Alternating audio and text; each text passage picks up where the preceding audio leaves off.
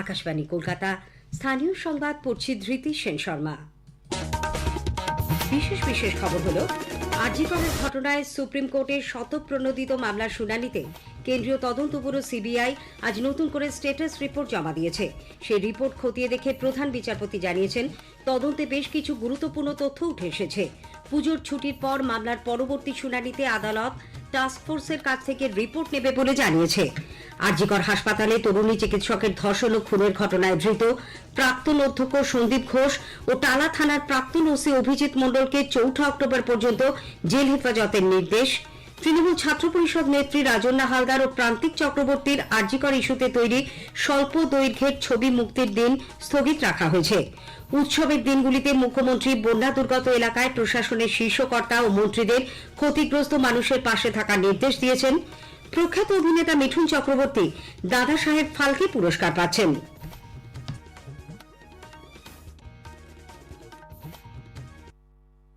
আসছে বিস্তারিত খবরে। আরজিকরের ঘটনায় সুপ্রিম কোর্টের শতপ্রণোদিত মামলার শুনানিতে কেন্দ্রীয় তদন্ত ব্যুরো সিবিআই আজ নতুন করে স্ট্যাটাস রিপোর্ট জমা দেয়। প্রধান বিচারপতি ডিওয়াই চন্দ্রচূড় এবং 2 বিচারপতি জেবি পারদিওয়ালা ও মনোজ মিশ্রর বেঞ্চ এ পর্যন্ত তদন্তের অগ্রগতি নিয়ে দাখিল করা ওই রিপোর্ট খতিয়ে দেখেন। পরে প্রধান বিচারপতি জানান, সিবিআই এর তদন্তে বেশ কিছু গুরুত্বপূর্ণ তথ্য উঠে এসেছে। ধর্ষণ, খুন, হাসপাতালে আর্থিক দুর্নীতি সবকিছু নিয়েই সিবিআই তদন্ত চালাচ্ছে। তাদের যথাযথ সময় দিতে হবে।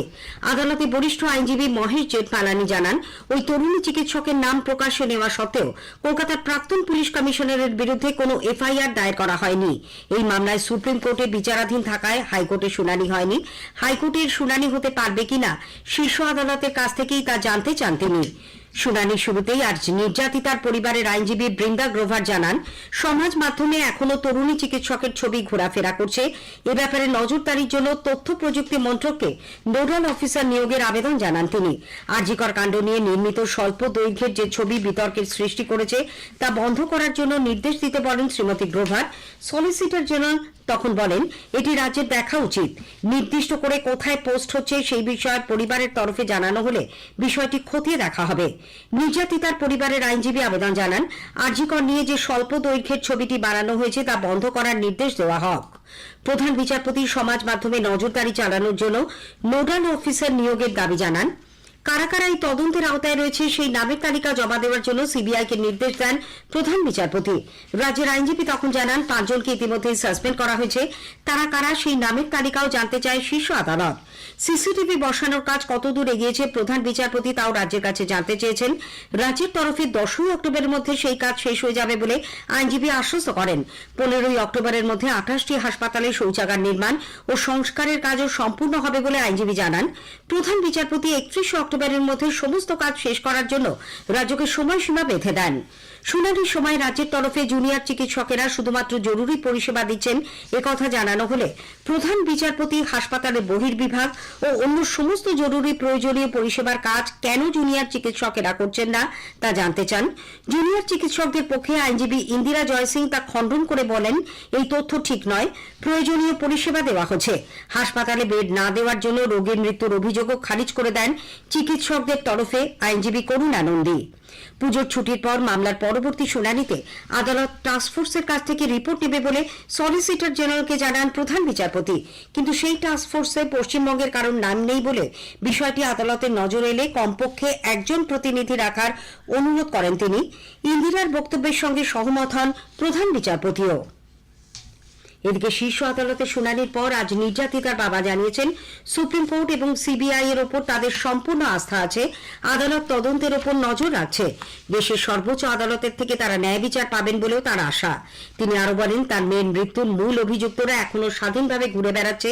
জুনিয়র চিকিৎসকদের নিরাপত্তায় রাজ্য সরকারের অবিলম্বে যথোপযুক্ত ব্যবস্থা গ্রহণ করা উচিত।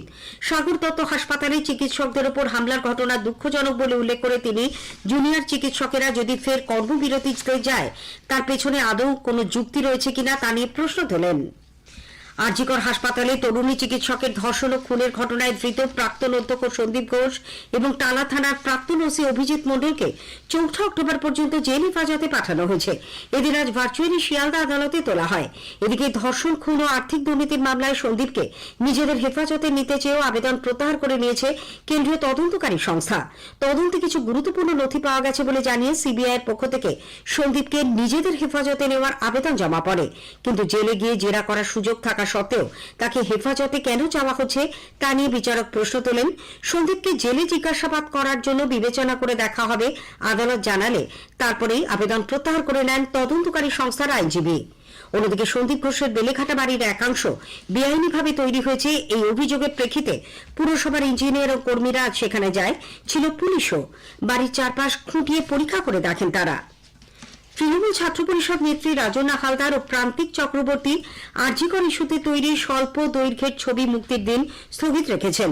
এর আজ তৃণমূল ছাত্র পরিষদ সভাপতি তৃণাঙ্কুর ভট্টাচার্যকে ইমেল করে একথা জানান।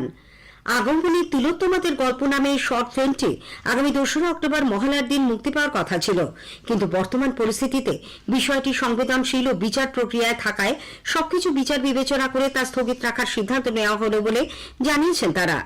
উল্লেখ্য, এই ছবিটি ঘিরে বিতর্ক তৈরি হওয়ায় তৃণমূল ছাত্র পরিষদ থেকে প্রান্তিক ও রাজন্না দুজনকেই সাসপেন্ড করা হয়। স্বচ্ছতাই সেবা অভিযানের অঙ্গ হিসেবে আজ শুনবেন আকাশবাণী কলকাতার সংবাদ বিভাগ প্রযোজিত বিশেষ আলোচনা মানসিকতায় পরিচ্ছন্নতা। শোনা যাবে রাত 9:30টায় গীতাঞ্জলি 107 মেগাহার্জ প্রচার তরঙ্গ এবং ডিটিএইচ বাংলা পরিষেবায়। এতে অংশ নিয়েছেন পূর্ব রেল ও কলকাতা মেট্রো রেলের মুখ্য জনসংযোগ আধিকারিক কৌশিক মিত্র এবং আয়কর দপ্তর ধানবাদের যুগ্ম কমিশনার দেবাশিস বিশ্বাস। সঞ্চালনায় কল্যাণ লাহা। স্থানীয় সংবাদ শুনছেন আকাশবাণী কলকাতা কেন্দ্র থেকে। রাজ্য সরকার আসন্ন উৎসবের দিনগুলিতেও দক্ষিণবঙ্গের সব জেলা প্রশাসনের শীর্ষ কর্তা, মন্ত্রী সহ এলাকার জনপ্রতিনিধিদের সঙ্গে বন্যা দুর্গত এলাকায় ক্ষতিগ্রস্ত মানুষের পাশে থাকার নির্দেশ দিয়েছে। রাজ্যের সাম্প্রতিক বন্যা পরিস্থিতি নিয়ে মুখ্যমন্ত্রী মমতা ব্যানার্জি আজ নবান্ন থেকে দক্ষিণবঙ্গের সব জেলা শাসক, police super, police commissioner, DGP, মুখ্য সচিবের সঙ্গে পর্যালোচনা বৈঠক করেন।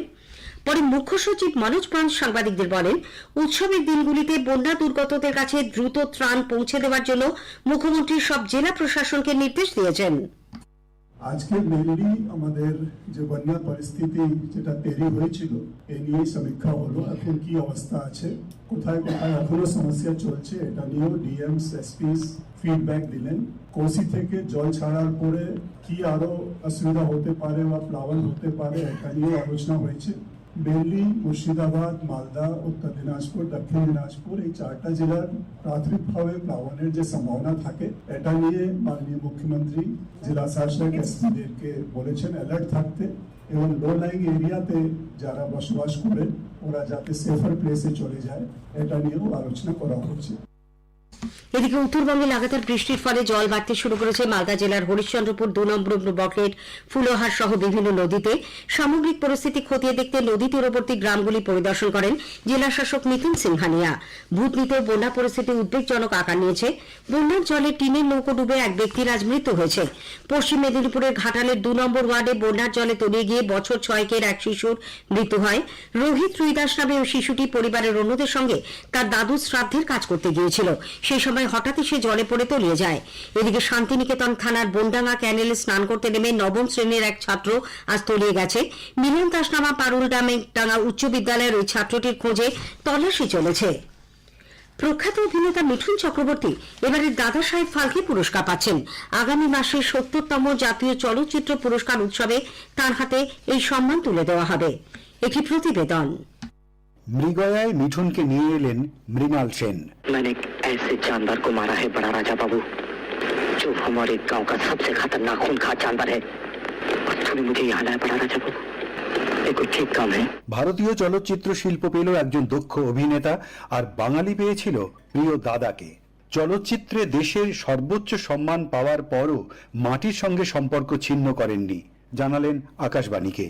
আমি অন্ধ গলি থেকে আসা ছেলে, কলকাতার, এবার বোম্বেতে গিয়ে সেই ফুটপাথ, সেই 5 গার্ডেন্স সব চোখের সামনে ভেসে আসছে। তারপরে এই অ্যাওয়ার্ড ঠিক যেন গুলিয়ে বলছি, সবকিছু বলতে পারছি না। ভারতবর্ষের শ্রেষ্ঠ অ্যাওয়ার্ড, তাই না? মানুষের কাছের লোকের হয়েই থাকতে চাই। আমি আগে স্টার দিয়ে চলে যাইনি, স্টার হয়েও আমি মানুষের কাছে থাকতে চাই। এই সম্মান প্রাপ্তিতে রাজ্যের মানুষ ও চলচ্চিত্র মহল স্বভাবতই উচ্ছ্বসিত।